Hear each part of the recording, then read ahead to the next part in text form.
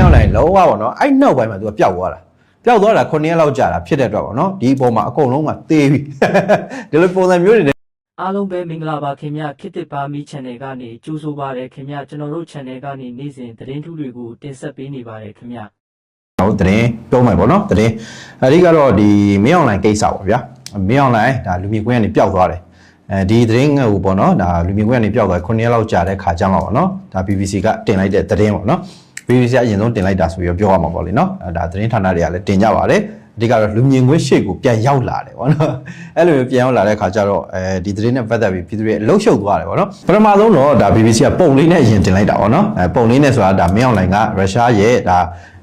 လုံခြုံရေးကောင်စီအတွင်းရေးမှူးပေါ့နော်ပါလဲစာဂီရှိုင်းကူအဲ့ကောင်နဲ့ဒါလက်ဆွဲနှုတ်ဆက်နေတယ်ဆိုတော့ပုံလေးအဲ့ပုံတင်ပြီးတော့မှသတင်းတင်လိုက်တာပေါ့နော်အဲ့တော့ကျတော့အဲ့ပုံနဲ့ပတ်သက်ပြီးတော့အိုးအတောင်းလေးဖြစ်သွားတယ်ဗျာဒါပြည်သူတွေကြားထဲမှာပေါ့နော်ဒေါ်လာပြည်သူတွေကြားထဲမှာဒီပုံကအဟောင်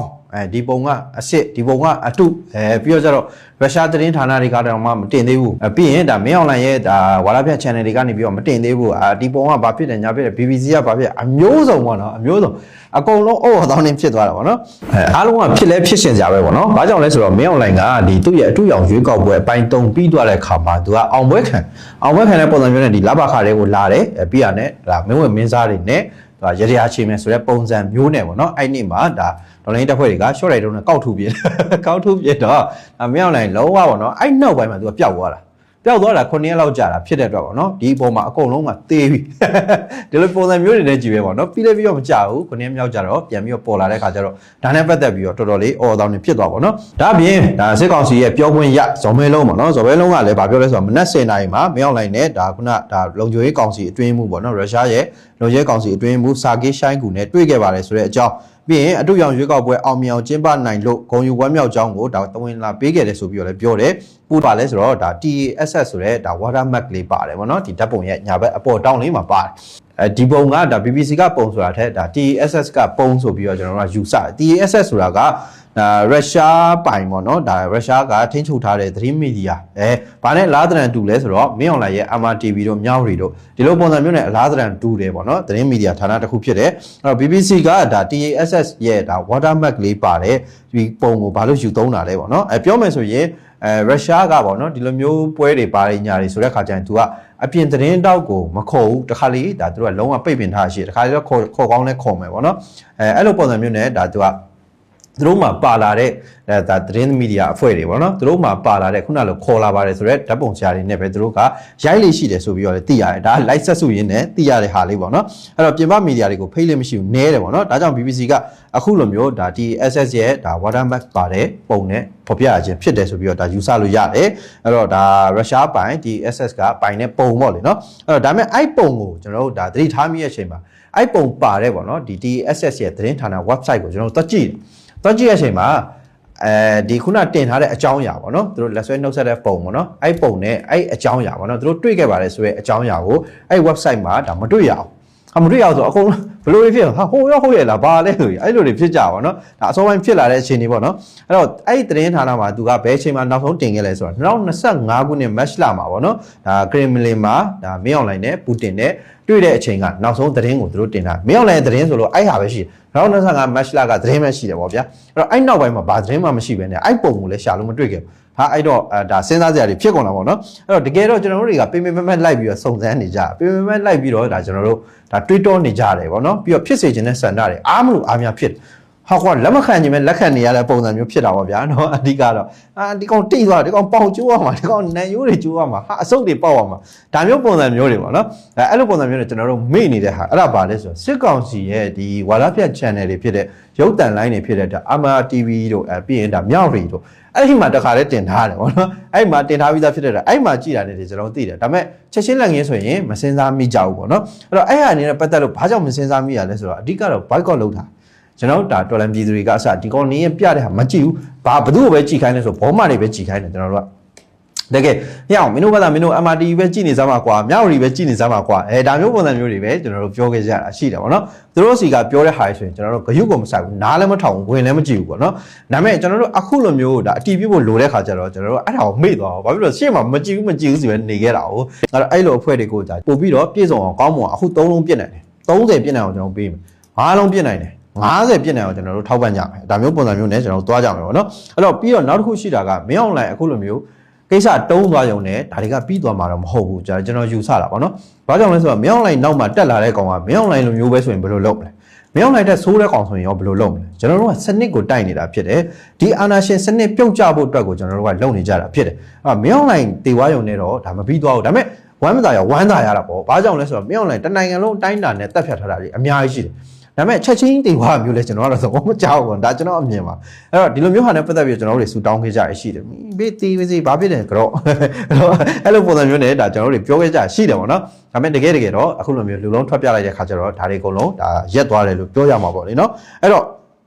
့ဒီကောင်ကြီးတေဝါရဆိုရင်တော့မှဒီစနစ်ကရှိနေမှာဒီစနစ်ကျွန်တော်တို့အလုံးဝဒါကျွန်တော်တို့မြန်မာနိုင်ငံမှာအစပျောက်သွားဖို့အတွက်ရှင်းလင်းအမြင့်ပြတ်သွားဖို့အတွက်ကိုကျွန်တော်စူးစမ်းမှာဖြစ်တယ်ဒါကကျွန်တော်ကစေနာနဲ့ပြောတာဖြစ်ပါတယ်အဲ့တော့ကျွန်တော်တို့ကဒီဟာနဲ့ပတ်သက်လို့စုံစမ်းပေးရမှာတွေလက်လန်းမိတဲ့သူတွေပေါ့ဗျာအတွင်းထဲကိုစုံစမ်းတဲ့ဟာမျိုးပဲဖြစ်ပေါ့နော်ဟာမင်းအောင်လည်းတကယ်ထိသွားလားတကယ်ဟိုဟာဖြစ်သွားလားတကယ်ဖြစ်တာဟုတ်ရဲ့လားတကယ်ထိမှန်ရဲ့လားဘယ်နေရာကြဒါနဲ့ပတ်သက်လို့ကျွန်တော်တို့တွေ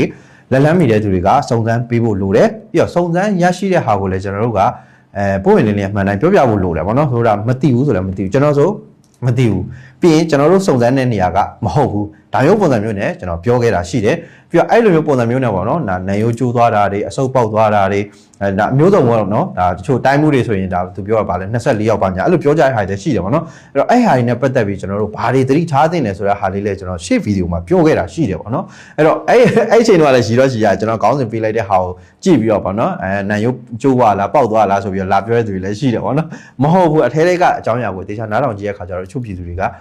ကသဘောတူကြတယ်ဒါမှန်မဲပေါ့နော်အဲ့တော့ကျွန်တော်တို့အဲ့ချိန်မှာကျွန်တော်တို့စုံစမ်းရရှိတဲ့ဟာကလုံးဝဒါဒီလိုမျိုးမဖြစ်ခဲ့ဘူးဆိုပြီးတော့ပြောခဲ့တာကြီးလည်းရှိတယ်လို့ပေါ့နော်ဒီလိုမျိုးဒါမဟုတ်တဲ့ပုံစံမျိုးနဲ့ပြောနေတာကြီးလည်းကျွန်တော်တို့မလုပ်ကြဘူးဆိုတဲ့ပုံစံမျိုးလေးနဲ့ကျွန်တော်မေတ္တာနဲ့ပေါ့နော်ဒါအကြံပြုတင်ပြခဲ့တာလေးလည်းရှိတယ်ပေါ့နော်ကျွန်တော်တို့ကအဲ့လိုပုံစံမျိုးပဲဖြစ်ရမယ်ပေါ့နော်နောက်တစ်ခုကောင်းတော့ကောင်းပါတယ်ဘာကြောင့်လဲဆိုတော့ဒါကျွန်တော်တို့စီမှာတယောက်လာမှတ်တာလေးရှိတယ်အဲ့ဒါဘာလဲဆိုတော့အ ਨੇ ဆုံးတော့တဲ့မင်းအောင်လိုက်အခုလိုမျိုးမတည်သွားဘူးမဖြစ်သွားဘူးမကြိုးသွားဘူးမကန်းသွားဘူးဆိုရင်တော့မှပေါ့နော်မင်းအွန်လိုင်းပေါ်မှာပြည်သူလူထုကဘယ်လောက်ထိမြစ်တာရှိသလဲဆိုတဲ့ဟာကိုတော့ဒီကောင်ကောင်းကောင်းကြီးသိသွားမှာအဲ့ဒါတော့ဟုတ်တယ်ပေါ့နော်အဲ့အချက်တွေနဲ့ပတ်သက်ပြီးတော့အဲ့ဖြစ်စဉ်တွေနဲ့ပတ်သက်ပြီးတော့ပေါ့နော်ဒါကျွန်တော်ပြည်သူတွေသိထားသင့်တယ်ဆိုတဲ့အကြောင်းအရာလေးကျွန်တော်ပြောပြချင်ပါတယ်အဲ့တော့ဝေမျှချင်တဲ့ဟာပေါ့နော်အဲ့တော့ဘာလဲဆိုတော့ပထမဆုံးအခုလိုမျိုးဒါစစ်ကောင်းဆောင်မင်းအွန်လိုင်းပေါ့နော်လူမြင်ကွင်းကနေပြီးတော့ဒါစစ်ကောင်းဆောင်တွေကဘလို့အခြေအနေတွေမှာပျောက်ကွယ်သွားတတ်တယ်လေအခုပျောက်သွားတယ်လုံးဝပျောက်သွားကျွန်တော်လုံးဝပေါ့နော်ဒီဟာနဲ့ပတ်သက်လို့ခံမှန်းကြတဲ့သတင်းတွေဒါကျွန်တော်တို့စုံစမ်းကြတဲ့ဒါမျိုးပုံစံမျိုးဖြစ်သွားစိတ်ဝင်စားရဖြစ်သွားအခြေအနေကလည်းတော့ကိုက်နေအောင်နော်ဒါပြစ်ပြီးတဲ့အချိန်မှာပဲဒါပျောက်သွားဆိုတဲ့အတွက်ပေါ့နော်သေလားရှင်လားဒါမျိုးအရန်စိတ်ဝင်စားကြအဲ့တော့အဲ့ဒီဟာရဲ့အရှိတရားရုံမေ့သွားတယ်ရှော့လိုက်တော့မလို့ပြရတဲ့အမျိုးစားလဲဆိုတာမေ့သွားတယ်တချို့ဆိုရင်ပေါ့နော်ဟာမကောင်းတဲ့ကောင်ဖြစ်တဲ့အတွက်ခေါင်းပေါ်တက်တက်ကြရင်လည်းကြမှာပဲဆိုတဲ့ဟာမျိုးတွေလည်းရှိကြတယ်ကြသွားရင်တော့အကောင်းဆုံးပေါ့လေနော်အဲ့တော့အဲ့ဟာနဲ့ပတ်သက်လို့ဒါစစ်ကောင်းဆောင်တွေကဘလို့အခြေအနေတွေမှာလူမြင်ကွင်းကနေပျောက်သွားတတ်ကြတယ်တနည်းအားဖြင့်ပြောရရင်လူမြင်ကွင်းကနေပြီးတော့ဖျောက်သွားတယ်ပေါ့နော်အဲ့ဟာနဲ့ပတ်သက်လို့ကျွန်တော်တို့အချက်လေးတွေဆွေးနွေးကြည့်အောင်ပထမဆုံးတော့စစ်ရေးရှုံးနိမ့်မှုတွေများလာတဲ့အချိန်မှာလူမြင်ကွင်းကနေပျောက်သွားတယ်ဒါတိုက်ပွဲတွေရှုံးတယ်စကန်တွေကြားတယ်နယ်မြေတွေလက်လွတ်ရတယ်အလုံးဝဘယ်နေရာမှအဆင်မပြေဘူးပေါ့နော်စစ်ရေးရရှုံးနေနေပါတယ်ဆိုတဲ့အခြေအနေတွေမှာဒါလုံးဝလူမြင်ကွင်းကနေပျောက်သွားတတ်တယ်ဒီလိုအရှုံးကြီးရှုံးနေတဲ့အချိန်မှာလူမြင်ကွင်းရှေ့ကိုထွက်တယ်ဆိုရင်သူမထိန်နိုင်မှုဆိုရဲ့ပုံရိပ်ကိုထိသလိုသူ့အတွက်ထိခိုက်မှုတွေအများကြီးရှိတယ်ဒါအမှန်ပဲပေါ့နော်အဲ့တော့အားလုံးလည်းမှတ်မိမယ်ထင်ပါတယ်ဒါရှေ့ပိုင်းမှာပေါ့နော်ဒါမျိုးတွေသိမ်းခံရတယ်နေမြေတွေသူလက်လွတ်ဆုံးရှုံးခံရတယ်သူ့ရဲ့ဒါအောက်ခြေစစ်သားတွေမကဘူးသူ့ရဲ့ဒါစစ်ဗိုလ်ချုပ်တွေပေါ့နော်ဒါဗိုလ်မှူးချုပ်အဆင့်တွေတပ်မမှုအဆင့်တွေဗျူဟာမှုအဆင့်တွေအဖမ်းခံရတာတွေသေတာတွေပေါ့နော်အဲ့လိုပုံစံမျိုးတွေနဲ့စစ်ကြောင်းလည်းပျောက်သွားတယ်မျိုးတွေပါဝါတိုင်းစစ်သားချုပ်တွေပါဝါရရှိတယ်ဆိုတဲ့ကာလပေါ့နော်အဲ့ကာလမှာမင်းအောင်လှိုင်ကဘာလုပ်နေလဲဆိုတော့ဆိုကရေးတီးပြိုင်ပွဲတွေတက်နေတယ်အားကစားပြိုင်ပွဲတွေတက်နေတယ်ဖွင့်ပွဲတွေတက်နေတယ်ပေါ့နော်အဲ့ဒါလူမြင်ကွင်းကိုထွက်တာပဲအဲ့လိုလူမြင်ကွင်းကိုထွက်တဲ့အချိန်မှာသူဘာပြောခံရမေးစစ်သားတွေဒီလောက်သေးတာပေါ့မင်းတော်တော်ကိုဟာပေါ့နော်ဒါတာဝန်မဲ့တဲ့ကောင်မျိုးတာဝန်မဲ့တဲ့ခေါင်းဆောင်မျိုးဖြစ်တယ်ဆိုပြီးတော့ဒါကျွန်တော်တို့တော်လန်ပြည်သူတွေကဝိုင်းပြီးတော့ပြင်းတာဒီကောင်အဲ့လိုမျိုးပုံစံမျိုးအပြောခံရရှိဆိုကျွန်တော်တို့တွေမကဘူးသူ့ရဲ့တက်ထဲကသူ့ရဲ့စစ်သားတွေကမှအစပြောတာသူ့ရဲ့တက်မိသားစုတွေကမှအစပြောတာပေါ့နော်တက်မိသားစုတွေဒါရဲမင်းတွေဆိုရင်လည်းပြောကြတယ်ပေါ့နော်ဟာကျွန်မဘာမင်းအောင်လည်းရေးဘာကြီးရေးကျွန်မတို့ဒီလိုဒီလောက်ဖြစ်နေတာဟုတ်ပေါ့နော်ဘာကြောင့်မကူညီတာလဲဘာကြီးကတော့ဒါဟိုတက်လိုက်ဒီတက်လိုက်အစားတော့မပြတ်ဘူးပေါ့နော်အပျော်ရွှင်မပြတ်ဘူးဆိုတဲ့ပုံစံမျိုးနဲ့ဝိုင်းပြီးတော့ပြင်းကြတယ်အောက်ခြေစစ်သားရေးဆိုလည်းအဲ့လိုပုံစံမျိုးပြောကြတယ်ပေါ့နော်အဲ့တော့ဒါဒီလိုမျိုးစစ်ရှုံးနေချိန်မှာဒါတို့တွေပျောက်ကွယ်သွားတတ်တယ်ဘာကြောင့်ပျောက်ကွယ်လဲခုနလိုချက်တွေကြောင့်မလို့ပျောက်ကွယ်တယ်ပေါ့နော်နောက်တစ်ချက်ကတော့ဒါနိုင်ငံတကာဖိအားတွေပြင်းထန်လာတဲ့အချိန်မှာလည်းလူမြင်ကွင်းကနေပျောက်ကွယ်သွားတတ်ကြတယ် ပိတ်ဆို့မှုတွေတန်ခတ်မှုတွေအခုလက်တော့ ICC ICJ UN ဒီလိုမျိုးပုံစံမျိုးတွေနဲ့ပေါ့နော်ပိတ်ဆို့တန်ခတ်မှုတွေပြီးတော့ဒါတန်တမန်ရေးတင်းမာမှုတွေဖြစ်နေတဲ့အချိန်မျိုးတွေမှာဒါလူမြင်ကွင်းကနေပျောက်သွားတတ်တယ်ဒီလိုအခြေအနေတွေမှာလူမြင်ကွင်းပေါ်မှာပေါ်လာရင်သူ့ရဲ့အားနည်းချက်တွေပေါ်လာနိုင်တဲ့အတွက်ဒါသူကဖုံးဖိထိန်းချုပ်ထားရတဲ့အနေအထားပေါ့နော်လောလောဆယ်မှာပဲဒါဒီကာလသူတခုခုထွက်ပြောလိုက်တာနဲ့ပေါ့နော်အာဆီယံတို့ဒါပြီးရင်နိုင်ငံတကာ UN ကုလဒီလိုမျိုးဖွဲ့တွေကပေါ့နော်သူ့ရဲ့ဒီအတူရောက်ရွေးကောက်ပွဲကိစ္စပြောတယ်ပဲထားပါတော့သူပြောလိုက်တယ်ဘာမှမဖြစ်ဘူးကျွန်တော်ကပြည်သူတွေအတွက်လုပ်တာပြည်သူရွေးချယ်တင်မြှောက်တဲ့ဟာဘာဖြစ်ညာဖြစ်ဒီလိုထွက်ပြီးတော့လူမြင်ကွင်းမှာပြောလိုက်တာနဲ့ဝိုင်းထုတ်ပြန်ပါဒီကောင်တွေလုံးတဲ့အတူရောက်ရွေးကောက်ပွဲကိုမထောက်ခံပါဘူးရွေးကောက်ပွဲစောင့်ရှိလေးလာရဲ့အဖွဲ့တွေမလွတ်ပါဘူးဒါမျိုးပုံစံမျိုးတွေပေါ့ဗျာချက်ချင်းထပြီးတော့ပြောတာတွေဒါမြင်တွေ့ရပါလိမ့်မယ်ဖိလစ်ပိုင်ဆိုလဲဒါနှစ်ခါသုံးခါရှိပြီထပြောနေတာမလေးရှားဆိုလဲရှေ့မှာတောက်လျှောက်ပြောခဲ့တယ်ဟောနော်မင်းအောင်လည်းထပြောလိုက်တယ်ရွေးကောက်ပွဲစောင့်ရှိလေးလာရဲ့အဖွဲ့တွေမလေးရှားလွတ်ပါမလေးရှားမလွတ်ဘူးမင်းတို့ရဲ့ရွေးကောက်ပွဲကိုမထောက်ခံဘူးအသိမှမပြုတ်ဘူးဒါမျိုးပုံစံမျိုးတွေထပြီးတော့ညင်းတာတွေရှိသလိုပေါ့နော်ဒါ UN တို့ဒါကုလတို့ကလည်းဒါတောက်လျှောက်ပြောနေကြအဲ့လည်းရှိကြတယ်အဓိကတော့ဒီလိုမျိုးပုံစံမျိုးတွေသူတိုက်ခိုက်ခံရမှာရှိတယ်အဲ့လိုအခြေအနေမျိုးတွေမှာလည်းသူကပျောက်ကွယ်သွားတတ်တယ်ပေါ့နော်နောက်တစ်ခုကတော့အတွင်းပိုင်းအရေးကြီးတဲ့ဆုံးဖြတ်ချက်တွေချဖို့လိုအပ်တဲ့အချိန်မှာလည်းလူမြင်ကွင်းကနေပျောက်သွားတတ်တယ်ဒါလည်းအရေးကြီးတယ်ပေါ့နော်အဲ့တော့ဥပမာဒါအခွင့်အာဏာပြောင်းလဲရေးစစ်ရေးအဆင့်ပြောင်းလဲရေးဥပဒေပြောင်းလဲရေးဖွဲ့စည်းပုံပြောင်းလဲရေးအတွက်ဆုံးဖြတ်ချက်တွေချနေတဲ့အချိန်မှာလည်းဒါလူမြင်ကွင်းကနေပျောက်ကွယ်သွားတတ်တယ်အဲ့လိုအခြေအနေမျိုးတွေမှာလူမြင်ကွင်းရှေ့မှာရောက်နေတယ်ဆိုရင်သူကသတင်းတွေပေါက်နိုင်တယ်ဆိုတဲ့ပုံစံမျိုးနဲ့ပေါ့နော်သူကစိုးရိမ်ကြတာရှိတယ်အဲကြောင့်မလို့လူမြင်ကွင်းဆိုတာကတည်တဲ့အတိုင်းပဲ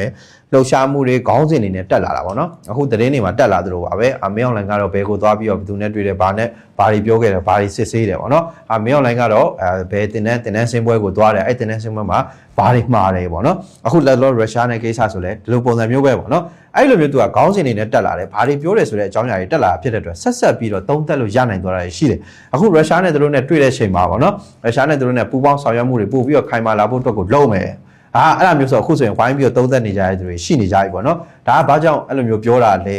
ဒီလိုမျိုးတွေ့တဲ့အချိန်မှာဒါပြောလိုက်တာရှိတယ်အဲ့ဒါကိုဘယ်လိုထင်ပါသလဲဆိုပြီးတော့လိုက်ပြီးတော့သတင်းတွေမေးပြန်လှုပ်ဆောင်ပြီးတော့ဒါသုံးသက်နေကြတဲ့သူတွေလည်းရှိလာကြတယ်ပေါ့နော်မင်းအွန်လိုင်းကရုရှားနဲ့ဆက်ဆံရေးပုံမှန်ကောင်းမွန်လုပ်နေတဲ့ရုရှားကလည်းအခုချိန်မှာမင်းအွန်လိုင်းအတွက်ဘာဖြစ်တယ်စစ်ရေးအရာဘာဖြစ်တယ်အခြားဘယ်သူမှမရှိဘူးဆိုရင်တော့မှပဲရုရှားနဲ့တရုတ်ကမင်းအွန်လိုင်းအတွက်ကိုဘယ်လိုဖြစ်တယ်ဆိုတဲ့ပုံစံမျိုးနဲ့အများကြီးပဲသုံးသက်နေကြရရှိတယ်အဲ့တော့သူ့ရဲ့ဒါပုံရိပ်တွေသူ့ရဲ့ပြောဆိုမှုတွေသူ့ရဲ့လှုပ်ရှားမှုတွေလူမြင်ကွင်းရှေ့မှာထွက်လာတဲ့အချိန်မှာအဲ့ဟာတွေနဲ့ဆက်ဆက်ပြီးတော့ဒါကျွန်တော်တို့သုံးသက်လို့ရနိုင်တဲ့အခါသူကသတင်းပေါက်နိုင်တယ်ဆိုတဲ့ပုံစံမျိုးကြောင့်မလို့စိုးရိမ်တာတွေရှိတယ်ပေါ့နော်အဲ့လိုအချိန်တွေမှာသူတို့တွေဒါလုံးဝလူမြင်ကွင်းကနေပျောက်သွားတတ်ကြတယ်ပြီးတော့ဒီအတွင်းပိုင်းဆုံးဖြတ်ချက်ချဖို့လိုတဲ့အချိန်ဆိုတဲ့ဟာကလည်းဒါဟုတ်နိုင်တယ်ပေါ့နော်ဘာကြောင့်လဲဆိုတော့အခုဆိုရင်ဒါအမျိုးသားကာကွယ်ရေးနဲ့လုံခြုံရေးကောင်စီတည်တဲ့ပြည်ထောင်စုသမ္မတမြန်မာနိုင်ငံတော်ဖွဲ့စည်းပုံအခြေခံဥပဒေပုံမှန်429အရပြည်ထောင်စုလွှတ်တော်ရဲ့ဥပဒေပြုခွင့်အာဏာကိုကျင့်သုံးလျက်အဲ့လာကိုရည်ရွယ်ပြီးတော့သူလိုချင်နေတဲ့ဆိုတဲ့ပုံစံမျိုးရည်ရွယ်ပြီးတော့ဒါအတွက်လှုပ်ဆောင်နေတယ်ဆိုတဲ့ပုံစံမျိုးကိုတွေ့ရတယ်ပေါ့နော်အဲ့တော့ဒါကစစ်ကောင်းဆောင်မင်းအောင်လှိုင်ကရွေးကောက်ပွဲအပြီးမှာပေါ်လာမဲ့အစိုးရကိုနောက်ွယ်ကနေပြီးတော့ပေါ့နော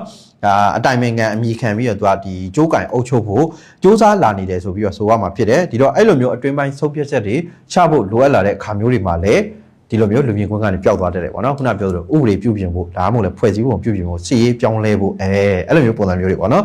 နောက်တစ်ခုရှိသေးတယ်အဲ့ဒါပါလဲဆိုတော့လူတို့အာယုံစူးစိုက်မှုကိုစမ်းသပ်ခြင်းတဲ့အချိန်မှာလည်းအခုလိုမျိုးလူမြင်ကွင်းကနေပျောက်သွားတတ်တယ်အဲ့တော့ဒါကစစ်အာဏာရှင်တွေတုံးတဲ့နီးပေါ့နော်သူပျောက်သွားတာနဲ့သတင်းတွေမျိုးစုံထွက်လာမယ်သုံးသက်ကြတဲ့သူတွေလည်းရှိမယ်လူတို့ကလည်းမျိုးစုံခံမှန်းကြရရှိမယ်လက်ရှိချင်းနေနဲ့အတူတူပဲဒီကောင်ပျောက်သွားပြီဆိုတဲ့အချိန်မှာသေသွားတာလားပြက်သွားတာလားဘိုက်ပေါက်သွားတာလားဥထွက်သွားတာလားပေါ့နော်